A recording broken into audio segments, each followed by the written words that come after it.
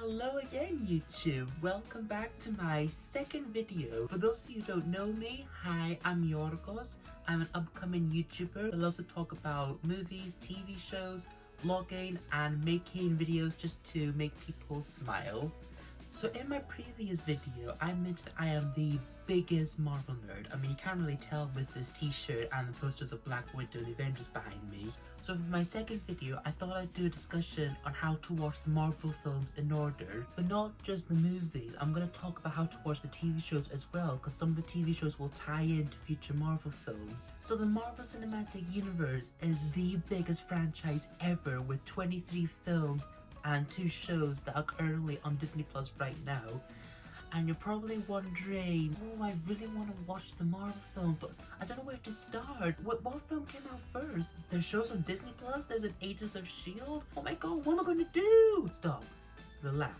If you're a huge Marvel fan like myself and you already know how to watch the Marvel films in order, you don't need to watch my video. However, if you're new to the scene, you're experiencing FOMO, which is short for fear of missing out, and you want to watch it, your boyfriend loves it or your girlfriend loves it, well, this video is for you.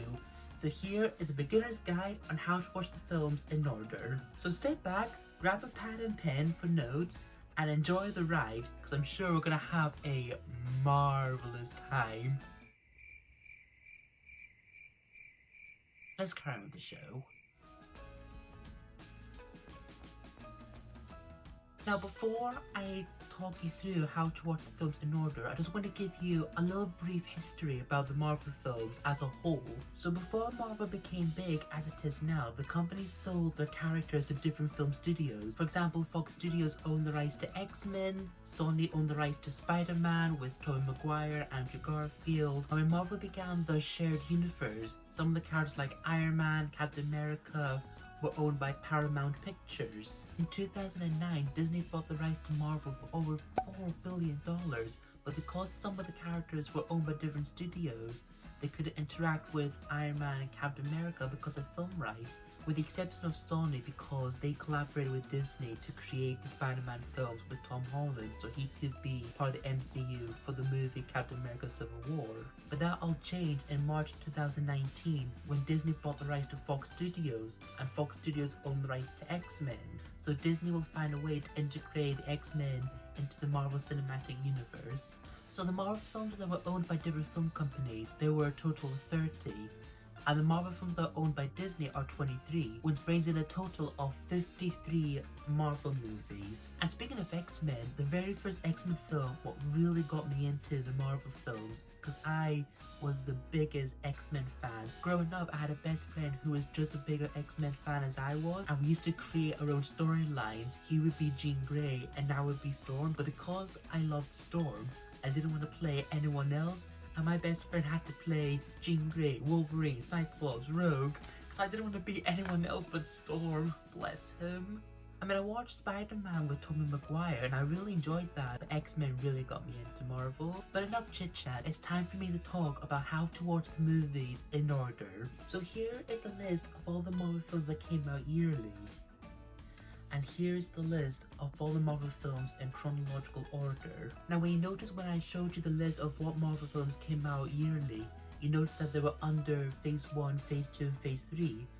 Well, that was how Marvel were planning to release their movies. Phase 1 was building up to the Avengers. So we had the first 2 Iron Man films, we had the Incredible Hulk, we had Thor, we had Captain America, the first Avenger, and the Avengers. Phase 2, we had a lot of sequels such as Iron Man 3, Thor The Dark World, Captain America The Winter Soldier, Avengers Age of Ultron, as well as 2 new Marvel films, Guardians of the Galaxy and Ant-Man. But Phase 3 is my favourite section of the Marvel franchise, where the third Captain America movie, Captain America Civil War, that first featured Tom Holland Spider-Man. We had Doctor Strange, the sequel to Guardians of the Galaxy, Thor Ragnarok, Spider-Man got his 2 solo films, Marvel started to show diversity with Black Panther, and the first film with a female lead, Captain Marvel. We had Ant-Man and the Wasp, the very first Marvel film to have 2 of the main characters share a title, and we had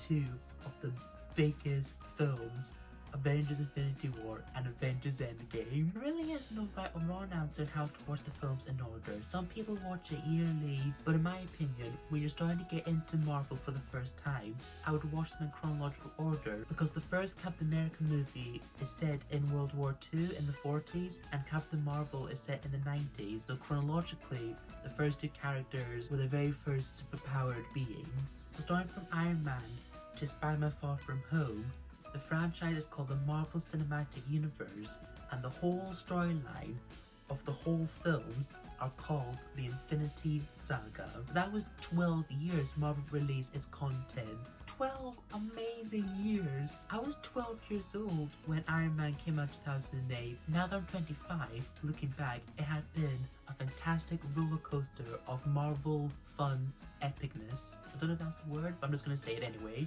Now here are a list of films that will be coming out this year and the year after for Phase 4. Kicking off Phase 4 is Black Widow. Her solo movie has been so long overdue. It's coming out on July 9th in cinemas and on Disney+.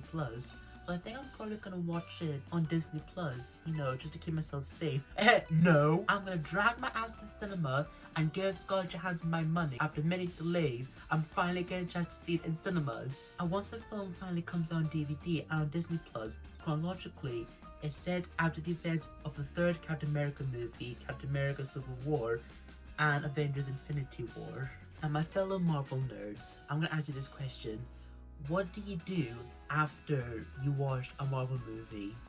You stay for the post-credit scenes. For those unfamiliar, in every Marvel film, there is one or more post-credit scenes. Some scenes are built up for the next movie, and some that are just silly jokes for laughs. So here are a list of the many post-credit scenes for all the Marvel films.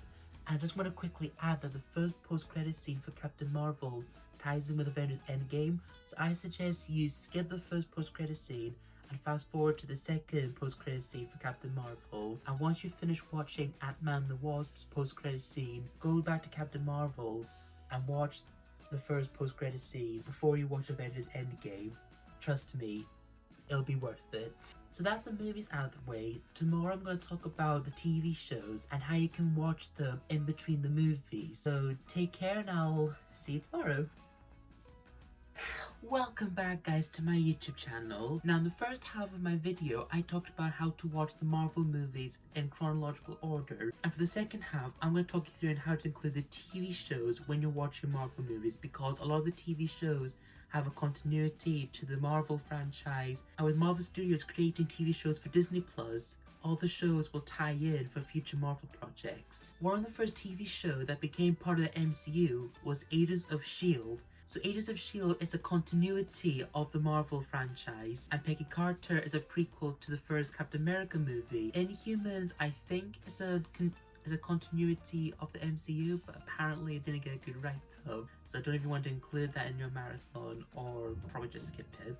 Oh my god guys, the Marvel shows on Netflix are amazing. It's very dark, it's also quite violent, and very gritty. Kicking off with the Marvel shows on Netflix was Daredevil, then we had Jessica Jones, Luke Cage, Iron Fist, The Punisher, and The Defenders. Fox TV Studios also had Marvel shows that tie in with the X-Men, such as Legion and The Gifted. There's a Marvel TV show on Amazon called Cloak and Dagger. There's a TV show called Runaways, which was featured on the American streaming service Hulu, but because Hulu is partnered with Disney, Runaways is now available on Disney+.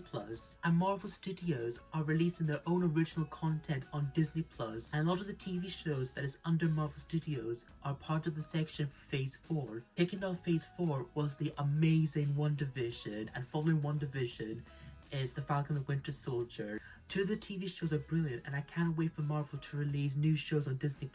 So here is a list of all the TV shows I mentioned on the different film studios, and if you're going to watch all the films and the TV shows together, this is a list of how to watch the Marvel TV shows in order.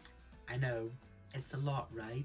My advice would be to watch the Marvel shows as a Disney Plus original, because now that Marvel own the rights to the characters and it's under the direction by Disney, a lot of the TV shows will have connections to Marvel films from the past and in the future, and a lot of the characters will appear in future Marvel films. But having said that, I would still give the other Marvel TV shows a watch in your spare time. If you enjoy action and you love Marvel, I would give them a watch because some of them are really good. Also, I forgot to say that the TV company ABC Studios that made Agents of S.H.I.E.L.D., Peggy Carter, and the Inhumans, it's partnered with Disney, so all the shows are available on Disney+. And in all the movies, you get to see a cameo appearance of the man that created the iconic Marvel characters, Stan Lee, or as us Marvel geeks like to call him, Stan the Man Lee. Well guys, thank you for tuning into my video. I hope it was very helpful. If you want to see more of my videos, don't forget to hit the subscribe button, and you can follow me on TikTok. So take care, see you soon. So the Marvel Cinematic Universe is the... Come on. Come on.